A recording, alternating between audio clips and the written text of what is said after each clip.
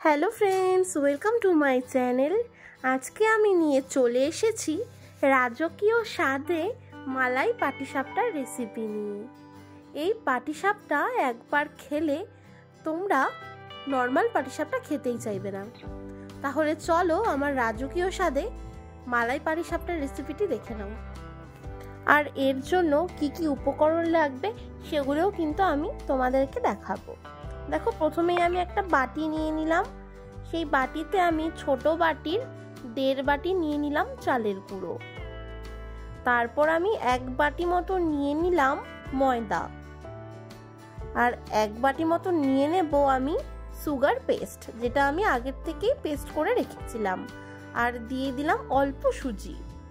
সুজিটা দিলে খুব ঘন হবে আর খেতেও কিন্তু অনেক টেস্টি হবে। আর এখানে আমি দিয়ে দিলাম অল্প এলাচ গুঁড়ো। দেখো, খুব ভালো করে সব কিছু একসাথে আমি কিন্তু মিশিয়ে নিচ্ছি, যেন চিনিটা একদম ভালো মতন মিশে যায়। আর এরপর আমি দিয়ে দিলাম 1 কাপ মতন দুধ। দুধটা কিন্তু অল্প অল্প করে দিতে হবে আর আস্তে আস্তে ভালো মতন মেশাতে হবে, একবারে কিন্তু দিয়ে দেওয়া যাবে না। দেখো, আমি অল্প অল্প করে দুধ দিয়ে কিন্তু খুব সুন্দর একটা ব্যাটার তৈরি করে নিলাম। এই ব্যাটারটা ভালো মতন তৈরি করার পর কিন্তু এটা আমি আলাদা করে 1 ঘন্টার জন্য রেখে দেব।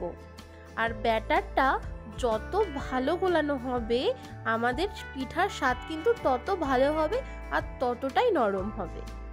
দেখো, এখানে আমি 2 কাপ মতন দুধ ফুটিয়ে নেব, আর সাথে আমি দিয়ে দিলাম একটা প্যাকেটের গোড়া দুধ। দেখো, এখন খুব ভালো মতন এটাকে কিন্তু আমি মিশিয়ে নিচ্ছি। 10 মিনিট এটাকে কিন্তু আমি জাল করে নেব। দেখো, জাল করার পর কিন্তু এটা ঘন হয়ে আসছে। এটা খুব ভালো মতন জাল করতে হবে। দেখো, এখন আমি দিয়ে দিলাম চিনি, আর চিনিটা দিয়ে আমি ভালো মতন মেশাতে থাকবো।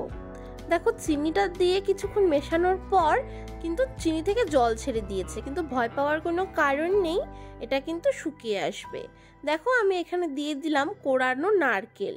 এটা দিলে কিন্তু খেতে আরো অসাধারণ লাগবে।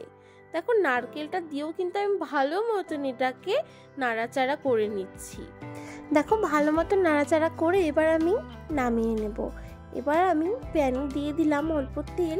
তেলটা আমি ভালো মতন ছড়িয়ে দেব, আর এবার আমি একটা হাতা দিয়ে ব্যাটারটা প্যানে দিয়ে দেব, আর খুব ভালো মতন করে এটাকে আমি ছড়িয়ে দেব। দেখো, খুব সুন্দর কিন্তু গোল করে এটাকে আমি ছড়িয়ে নিলাম। এবার আমি একটা চামচ দিয়ে যে আমি ক্ষীরটা বানিয়ে রেখেছিলাম সেই ক্ষীরটা মাঝ বরাবর আমি দিয়ে দিলাম, আর কিন্তু খুব সুন্দর করে আমি এটাকে রোল রোল করে নেব। দেখো, খুব সুন্দর সুন্দর করে কিন্তু আমি এটাকে রোল করে নিলাম।